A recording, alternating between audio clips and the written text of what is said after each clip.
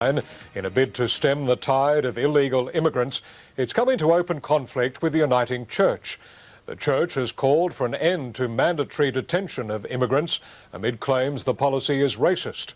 But Immigration Minister Philip Ruddock says it's time to send a clear message to people who try to enter Australia unlawfully. They're not wanted and won't be allowed to stay. Laurie Wilson has our report.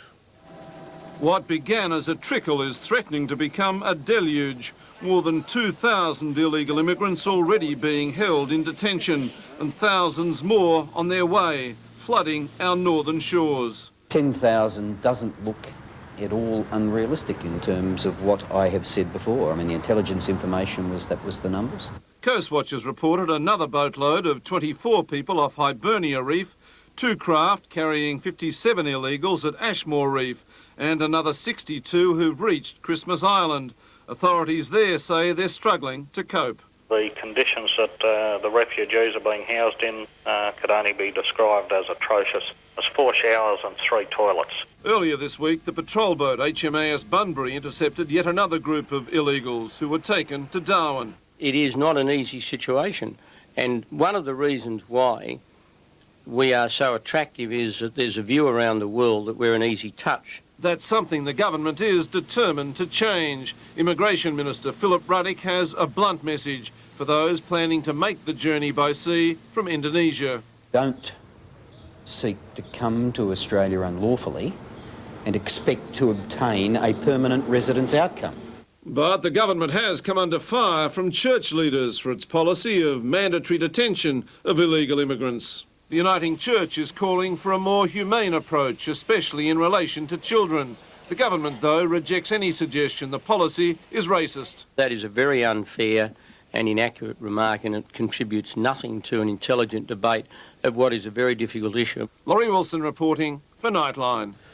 Meanwhile, 5 Indonesian fishermen could be the first to feel the sting of tough new penalties for bringing illegal immigrants into Australia. They'll be sentenced in Darwin on Monday. Today, their court case gave some insight into the business of people smuggling. While illegal immigrants continue to crowd into detention centres like that at Port Hedland in Western Australia, the crews of the boats many arrive on face imprisonment of a different kind.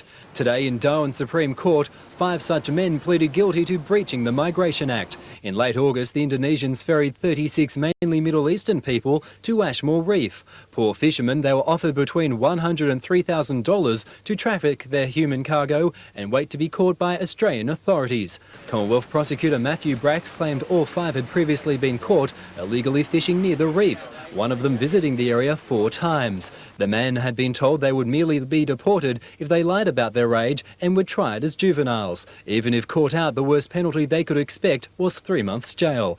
But under new laws introduced in July, they now face up to 10 years imprisonment.